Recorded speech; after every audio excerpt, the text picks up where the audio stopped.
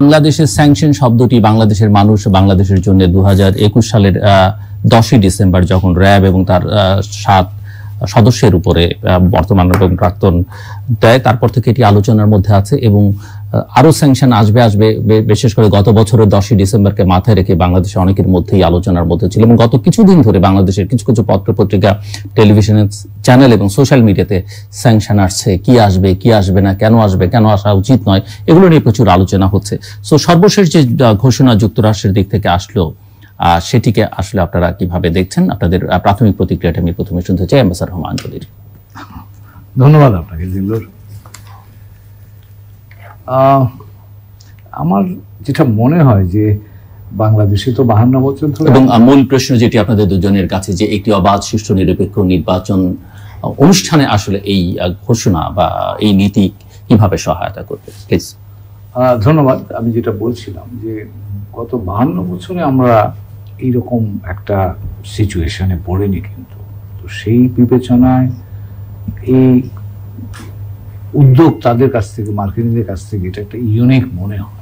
এবং ডোনাল্ড লু সাহেব যে কথাটা বললেন যে আমরা কনস্ট্রাকটিভলি এনগেজ হতে চাচ্ছি, এবং তিনি কিন্তু আরো একটা কথা বললেন যে এর মধ্যে দিয়ে ডায়ালগ যাতে প্রমোটেড হয়, অর্থাৎ তারা চেষ্টা করছে এক ধরনের প্রেশার, ডেফিনেটলি এটা একটা প্রেশার, এবং এই প্রেশারটা ব্যক্তির বিরুদ্ধে সরাসরি না দিয়ে বা প্রতিষ্ঠানের বিরুদ্ধে না দিয়ে এখন তারা এমন একটা অবস্থা রেখেছেন যে এটা কিন্তু এই একটা ব্রড ওপেন এন্ডেড পলিসি হয়ে গেল। কিন্তু এটা যে কেউই বা যে কাউকেই তার ভূমিকার জন্য কিন্তু এই ভিসা পলিসিটা প্রয়োগ করা যেতে পারে, অথবা তাকে মার্কিন যুক্তরাষ্ট্রের ভ্রমণ থেকে বিরত করা যেতে পারে। তো এটা কিন্তু খুব ওপেন এন্ডেড একটা কিছু। এবং স্যাংশন যে কটা তো আমরা জানি, এই কজন মানুষের উপর স্যাংশন আছে, কিন্তু এখন কিন্তু আমরা বুঝতে পারছি না যে কেউই এটা, তারা যাকেই এটা এই ধরনের ঘটনার সাথে আছে বলে সন্দেহ করবে সেখানে কিন্তু আইন প্রয়োগ করতে পারবে। কাজে এটা একটা ওপেন এন্ডেড এবং একটা ব্রড এরিয়া ধরে তারা কাজটা করছে এবং যে পলিসিটা দিয়েছে। এখন মেসেজটাও কিন্তু প্রিটি স্ট্রং আমার কাছে মনে হয়েছে। তারা যে কথাটা, ডোনাল্ড লু অ্যাসিস্ট্যান্ট সেক্রেটারি অফ স্টেট যে কথা বললেন যে বাইডেন প্রশাসনের নীতিগত অবস্থানেরই প্রতিফলন, এবং এই কথাটা কিন্তু আগেও তারা বলেছে। তো কাজে এটা বুঝতে হবে যে মার্কিন যুক্তরাষ্ট্রের পররাষ্ট্র নীতির অন্যতম স্তম্ভ কিন্তু হচ্ছে সারা পৃথিবীতে ডেমোক্রেটিক প্রক্রিয়াটা বা গণতান্ত্রিক প্রক্রিয়াটাকে শক্তিশালী করার কাজে তারা কাজ করতে চায়, এবং যাতে এটা ক্ষতিগ্রস্ত না হয় তার জন্য তারা অন্যকে উৎসাহিত করতে চায়। কাজে সেই বিবেচনায় আমার কাছে মনে হয় যে এটা একটা it's a very, I would say very complex situation. আমরা কিভাবে হ্যান্ডেল করব এটা আমি আশা করতে চাই ডোনাল্ড লু বন্ধু মানুষ, তার মতের প্রতিধ্বনি না করেও বলবো যে আমরা কিন্তু যথেষ্ট সৃজনশীল একটা জাতি হিসেবে গত 52 বছর বিভিন্ন ধরনের চ্যালেঞ্জ মোকাবেলা করে সামনে এগিয়ে গেছি। এই সামনে যে নির্বাচনের প্রক্রিয়াটা, যেটা তারা বলছেন ডেমোক্রেটিক গণতান্ত্রিক নির্বাচন, সেই প্রক্রিয়াটা আমার ধারণা এখন বোধ হয় এই বিষয়টার আলোকে চিন্তা করার সময় এসছে যে আমরা ভিন্নভাবে চিন্তা করতে পারি কিনা। যদি সেটা পারি তাহলে তাদের যে প্রত্যাশা যে বাংলাদেশ সামনে এগিয়ে যাক অর্থনৈতিক এবং রাজনৈতিকভাবে, আমি মনে করবো যে সেই প্রত্যাশাটা হয়তো আমরা পূরণ করতে পারবো। আমি আশাবাদ নিয়েই আমার প্রাথমিক প্রতিক্রিয়াটা আপনাকে। মিস্টার ফারুক ফয়সাল, আমি যেটা বলতে চাই সেটা হলো যে মার্কিন যুক্তরাষ্ট্র যে আজকে যে ঘোষণা দিল, ঘোষণাটা ভালো, খুবই ভালো, কিন্তু এরকম ঘোষণা যদি আমার দেশ থেকে আসতো, দেশের সরকারের কাছ থেকে আসতো, তাহলে এটা আরো ভালো হতো, আরো ভালো হতো। তখন মনে হতো যে দেশে গণতন্ত্র আছে। অন্য বাইরের দেশের মানুষ এবং বাইরের দেশের সরকার যখন আমাদের উপরে এরকম একটা পরিস্থিতি নিয়ে আসে, যখন আমাদের সাবধান হতে হয়, তার মানে হচ্ছে এই সরকার এবং এই দেশ ততটা সাবধান নয়। মার্কিন যুক্তরাষ্ট্র, যুক্তরাজ্য, ইউরোপিয়ান ইউনিয়ন, তারা কিন্তু অনবরত এই কথা বলে যাচ্ছে, সরকারের কানে কিন্তু এই কথা ঢুকছে না। এটা দুঃখজনক। এটা দুঃখজনক এই কারণে যে এই দেশটি মার্কিন যুক্তরাষ্ট্রেরও নয়, যে সরকার ক্ষমতায় আছে তারও নয়। এই দেশটি আমাদের সকলের,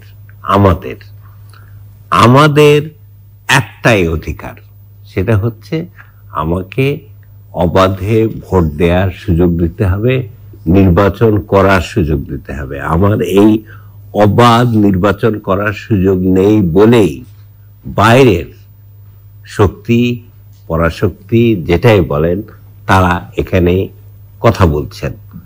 এইটা হচ্ছে আমাদের নিজেদের জন্য, মানুষের জন্য আমি বলছি অপমানজনক। এই পরিস্থিতি হওয়া উচিত না। আজকে ডোনাল্ড হিউ বলছেন আলোচনা করতে হবে, ডায়ালগ করতে হবে। একটা কথা মনে রাখতে হবে, বাংলাদেশের স্বাধীনতা যুদ্ধ শুরু হওয়ার আগে তখনও কিন্তু জেনারেল ইয়াহিয়া যখন ক্ষমতায় ছিলেন তখনও কিন্তু উনি রাউন্ড টেবিলের বন্দোবস্ত করেছিলেন। এরকম একটা জঘন্যতম পরিস্থিতিতে যদি সরকার এবং বিরোধী দল আলোচনা করতে পারে তাহলে সংলাপে অসুবিধাটা কোথায়? এখন আমরা হেড স্পেস, ইনফরমেশন, ডিসইনফরমেশনের বিরুদ্ধে, কিন্তু আমি যেটা দেখছি সেটা হচ্ছে সরকারি দলের লোকেরা মূলত হেড স্পিচ ছড়াচ্ছেন অনবরত। এই জিনিসটা বন্ধ করতে হবে এবং একটা সহনশীল পরিস্থিতি সৃষ্টি করতে হবে এবং এই সরকারকে নিশ্চিত করতে হবে যে আগামী নির্বাচন অবাধ এবং সুষ্ঠু হবে। এটা খুবই জরুরি। আমি এটাও জানি, শুনছি, সেটা হচ্ছে দুবাই থেকে কেউ এখন মার্কিন যুক্তরাষ্ট্রে যাওয়ার চেষ্টা করছেন কিন্তু প্লেনে উঠতে পারতেছেন না। এই ঘোষণা আসার আগেই এই কর্মকাণ্ড শুরু হয়েছে। ফলে এই কর্মকাণ্ড যখন শুরু হয়েছে তখন বুঝতে হবে যে বাংলাদেশের ভাবমূর্তি দুনিয়ায় উন্নত হচ্ছে না। আপনি অর্থনৈতিক উন্নয়নের কথা বলেন, মেট্রো রেলের কথা বলেন, এটা বলেন সেটা বলেন, এগুলো বলে কোনো লাভ নাই। এটা হচ্ছে স্থাপত্য, এটা হচ্ছে যন্ত্রপাতি। মানুষের শান্তি এবং মানুষের অবাধ স্বাধীনতা খুবই জরুরি। এবং আমি মনে করি আজকে মার্কিন যুক্তরাষ্ট্র যে কাজটি করলো সেই কাজটি আমাদের যদি একটু চেতনা ফিরিয়ে আনতে পারে তাহলেই এই দেশের জন্য কল্যাণকর হবে।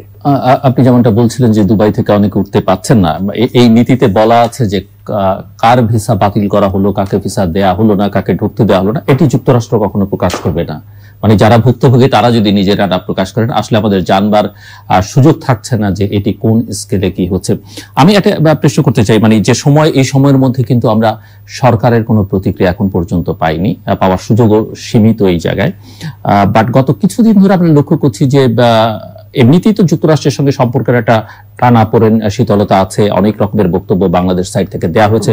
সেই অর্থে যুক্তরাষ্ট্র থেকে বাংলাদেশ সম্পর্কে এই কিছু ডিসিশন, কিছু বক্তব্য ছাড়া তারা সেই অর্থে তেমন কিছু বলেনি। এবার বাংলাদেশ থেকে সাম্প্রতিককালে বলা হয়েছে যে যুক্তরাষ্ট্র থেকে কিছু কেনা হবে না, বা যারা স্যাংশন দিবে আর কি, বা যারা স্যাংশন দিয়েছে তাদের কাছ থেকে কিছু কেনা হবে না, এরকম নানা রকমের কথাবার্তা আমরা শুনতে পাচ্ছি। বা যুক্তরাষ্ট্র আসলে বাংলাদেশের বর্তমান সরকারকে ক্ষমতা থেকে হয়তো সরিয়ে দিতে চায়, অথবা তাদের এই ক্ষমতা আছে কোনো দেশে কাউকে ক্ষমতায় বসানো, কাউকে ক্ষমতা থেকে নামিয়ে দেয়া। সো আমি একটু আপনাদের কাছ থেকে একটু, এটা খুব কতটা যৌক্তিক প্রশ্ন আমি জানি না, আপনারা কি মনে করছেন এই সিদ্ধান্তের পরে বাংলাদেশ সরকারের বা সরকারের লোকজনের বা বিরোধী দলেরও, কারণ এই নীতির মধ্যে বিরোধী দলও পড়ে, তাদের প্রতিক্রিয়া কি হতে পারে? আপনার স্যার হুমায়ুন কবির গেস করতে পারেন। ধন্যবাদ আপনাকে।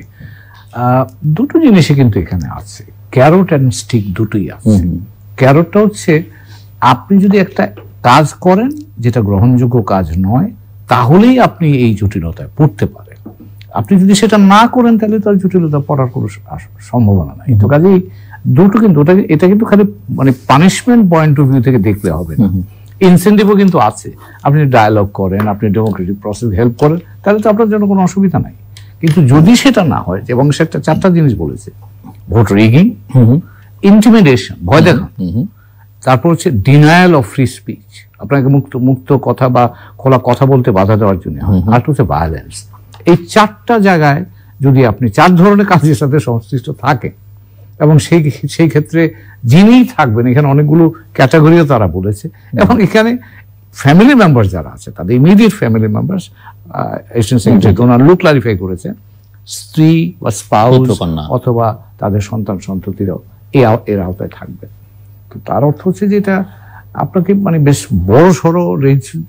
আমি জানতে চাইছিলাম যে আপনি কি ধারণা করতে পারেন কিনা যে আমাদের দিক থেকে, আপনি তো একজন ডিপ্লোমেট, কি ধরনের প্রতিক্রিয়া আমরা ব্যক্ত করি? নিশ্চয়ই প্রতিক্রিয়া আমরা পাবো। একটা প্রতিক্রিয়া সকালে যখন অনুষ্ঠানটি পুনঃপ্রচারিত হবে ততক্ষণে হয়তো আমরা দেখলাম যে শাহরিয়ার আলম আমাদের মাননীয় পররাষ্ট্র প্রতিমন্ত্রী বলেছেন Bangladesh government is not bothered by, মানে এটার পরে উনি একটা ইমিডিয়েট রিঅ্যাকশন দিয়েছেন।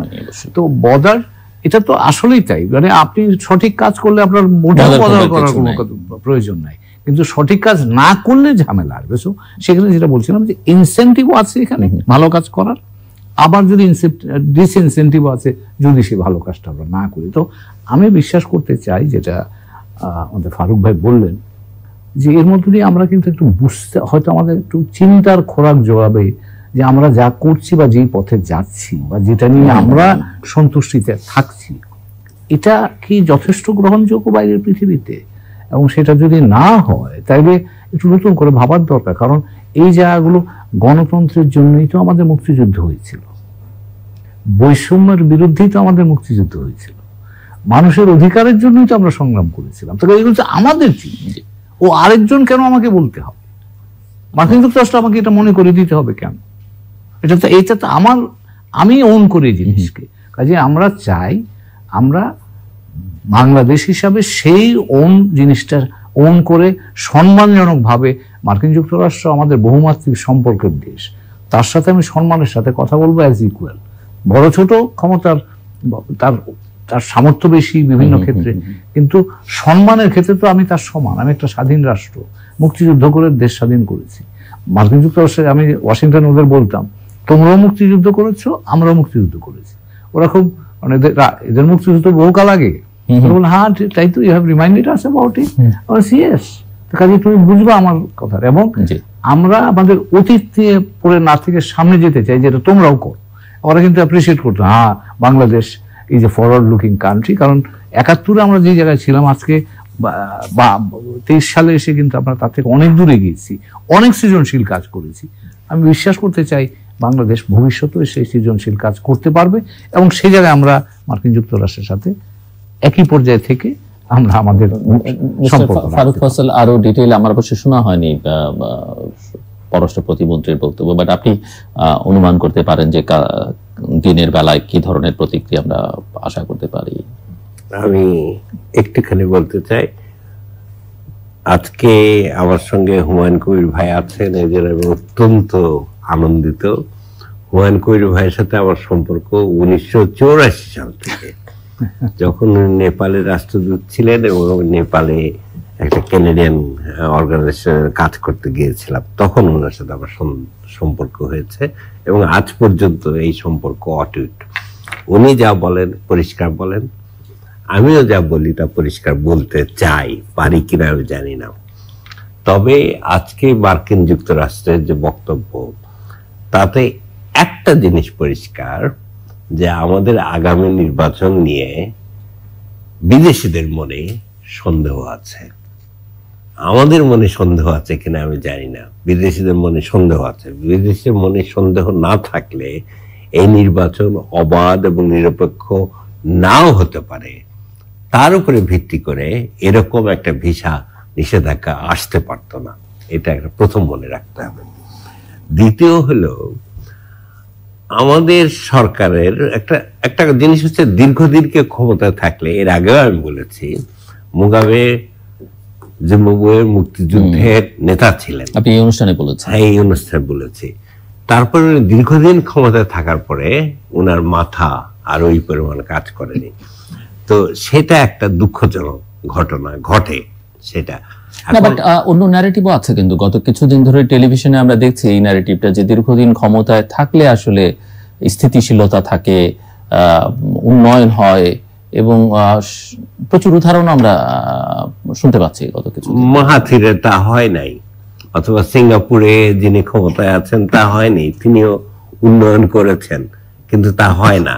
গণতন্ত্রের নিয়মই হচ্ছে পট পরিবর্তন করতে হবে, এটা হচ্ছে নিয়ম। আপনি কি পট পরিবর্তন বা ক্ষমতার পালাবদল বলবেন, না একটা অবাধ সুষ্ঠু নিরপেক্ষ নির্বাচন দিয়ে একই সরকার বছরের পর বছর তো থাকতে পারে, তাতে তো আপত্তি থাকবার কথা নয় যদি এটা যদি চায়। অবাধ এবং সুষ্ঠু নির্বাচন হয় তাহলেই মাত্র সম্ভব, তা না হলে এটা সম্ভব নয়। ঠিক আছে, কিন্তু আমি যেটা বলছি যে দীর্ঘ দিন মানুষ ক্ষমতায় থাকলে, ক্ষমতা এমন একটা মোহ, এমন একটা কি বলবো লোভ এবং লালসা আমাদের প্রত্যেকেরই কিছু না কিছু আছে, তাই না? আপনি তৃতীয় মাত্রা কতদিন হলো করেন, আমি এনজিও কতদিন হলো করি, উনি কূটনীতি কতদিন হলো করেন।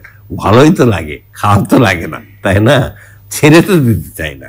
তো এইটা বুঝতে হবে, এইটা বোঝার পরে তারপরে আবার বুঝতে হবে যে এই দেশটা, উনি হুমায়ুন কবির ভাই যেটা বলছেন, যে নীতিতে এবং যে লক্ষ্যে এই দেশটা আমরা স্বাধীন করেছিলাম, আজকে সেখান থেকে আমরা অনেক দূরে সরে গেছি।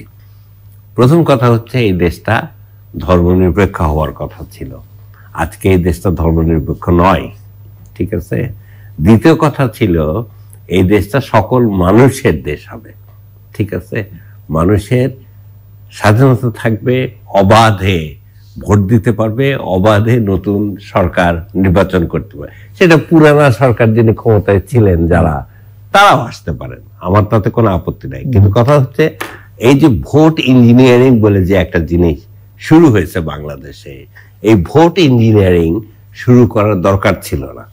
এই ভোট ইঞ্জিনিয়ারিং করতে গিয়ে দেশটার এই অবস্থা হয়েছে।